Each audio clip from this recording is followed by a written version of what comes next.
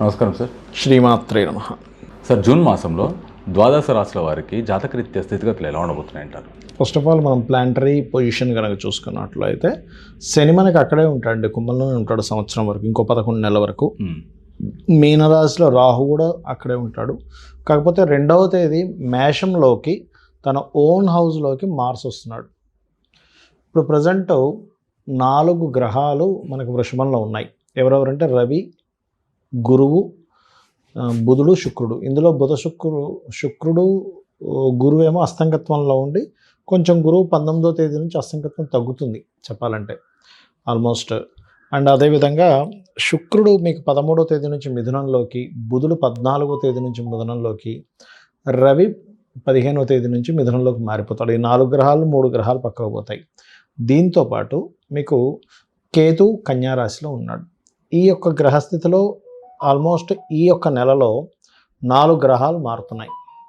Sir, June మాసంలో మీనరాశి వారికి జాతకరీత్యా స్థితిగతులు ఎలా ఉండబోతున్నాయి? అలాగే చూసుకున్నట్టయితే ఫైనాన్షియల్ కండిషన్ కానీ, బిజినెస్ కానీ, జాబ్ కానీ, మ్యారిటల్ లైఫ్ కానీ, ప్రమాదాలు కానీ ఏదైనా పొంచి ఉండే అవకాశం ఉందా? ఈ రాశి వారికి ఎలా ఉంది సిచ్యువేషన్? ఒకటేనండి, ఈ రాశి వారికి రాశిలో రాహు ఉంటూ భాగ్యం మీద 2 శుభగ్రహాల దృష్టి ఉంది, అంటే డబుల్ ట్రాన్సిట్ గ్రహాల దృష్టి. దీనివల్ల ఏమిటి అంటే ఉన్న ప్రదేశం కాకుండా ఇతర ప్రదేశాలకు వెళ్ళడం ద్వారా బాగుంటుంది ఒకటి.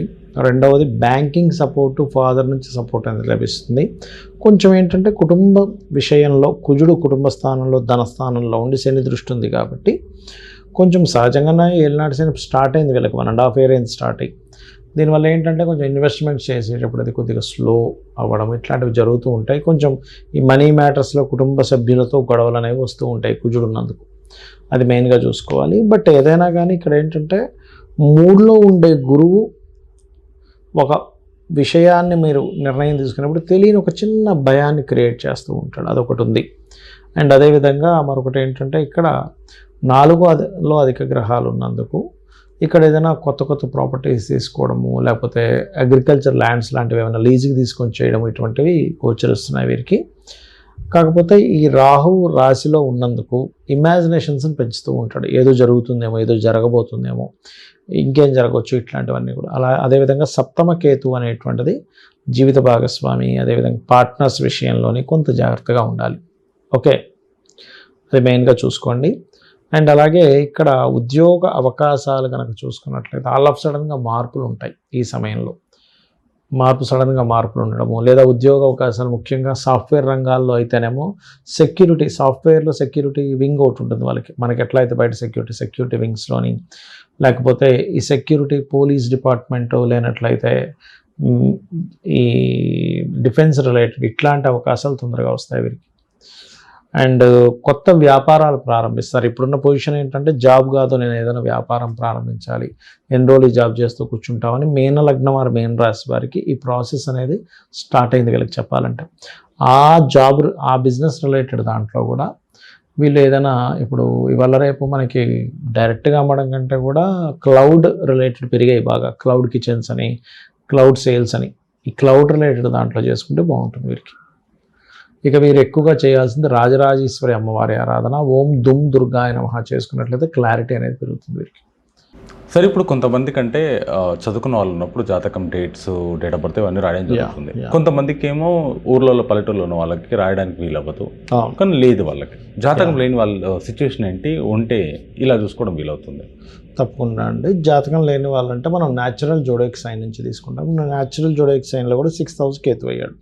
అంటే అందరూ కూడా జాతకం మీద ఏ నక్షత్రము, ఏ లగ్నము ఏమి తెలియని వాళ్ళు రెగ్యులర్గా వచ్చే ఆటంకాలకి గణపతి, విష్ణు ఆరాధనే చేస్తుండాలి.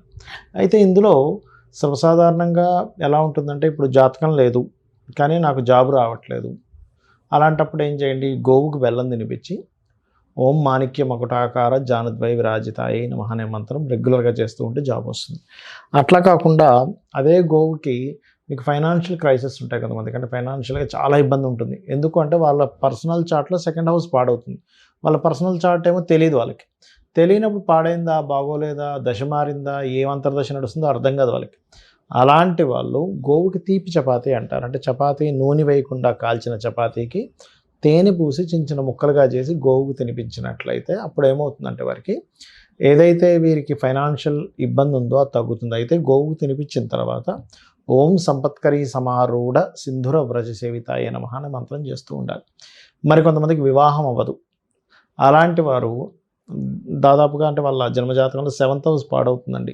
7th హౌస్ పాడమో, కేతు సంబంధం ఏర్పడమో, అంటే కొన్నిసార్లు ఏమవుతుందంటే ఒక్కొక్క గ్రహం ద్వారా ఒక్కొక్క ఇబ్బంది కలుగుతుంది. కొంతమంది బంధువర్గాల వాళ్ళు ఇబ్బంది పెడతారు, మీరు చూస్తూ ఉండుంటారు. పక్కింట్లో ఉన్నట్టుండి వాళ్ళు ఇబ్బంది పెడుతూ ఉంటారు, మంచి సంబంధం వస్తారా పడనివ్వకుండా. అలాంటప్పుడు ఇంట్లో ఆల్మోస్ట్ నెగటివ్ ఎనర్జీ ఎక్కువ ఫామ్ అవ్వడం వల్ల కూడా అట్లా జరుగుతూ ఉంటుంది. ఇంట్లో కాస్త సాంబ్రాణి వేయడము, చండీ పారాయణం జరిగేలా చేయడము, ఓం కామేశబద్ధ మాంగళ్య సూత్ర శోభిత కందరాయే నమః అనే నామస్మరణ చేయడం మంచిగా పనిచేస్తుంది. అలాగే కొంతమందికి ఎట్లా ఉంటుందంటే వాళ్ళ లగ్నం పాడైపోయినప్పుడు కూడా వాళ్ళకి ఎదుగుదల ఉండదు, ఎన్ని చేస్తున్నా ఎదుగుదల ఉండదు. అలాంటప్పుడు ఏంటంటే వాళ్ళకి 2 రకాల ఇబ్బందులు ఉంటాయి. వాళ్ళ జాతకము బాగోదు, వాళ్ళున్న గృహము బాగోదు. అందుకని ఫస్ట్ వాళ్ళున్న గృహం వాళ్ళ పేరు రీత్యా ఏ డైరెక్షన్లో ఉన్నారు, వర్క్ సెట్ అయిందా లేదా, ఈస్టా వాళ్ళకి వెస్టా, నార్తా, సౌతా. ఎందుకంటే శాస్త్రం ఎక్కడ కూడా మీకు 4 దిశలు మంచివనే చెప్పింది. అంతేగాని ఒక దిశే మంచిది, 2 దిశలే మంచివి, మిగతా 2 దిశలు మంచివి కాదని చెప్పలేదు. పేరు బట్టి వర్క్ ఉంటుంది. దీంతోపాటు ఎందుకంటే కనీసం మీ జాతకం బాగాలేదు, కొంచెం వాస్తుపరంగా మీకు ఏదైనా అసలు సపోర్ట్ దొరికినా బాగుంటుంది. కొంతమందికి గృహం కొనుక్కోవాలని ఉంటుంది సొంతంగా, ఈ రెంటింట్లో ఎన్ని రోజులు ఉంటామని. అలాంటి వాళ్ళు ఓం వదనస్మర మాంగళ్య గృహతోరణ చిల్లికాయే నమః అనే నామస్మరణ చేసుకుంటే బాగుంటుంది.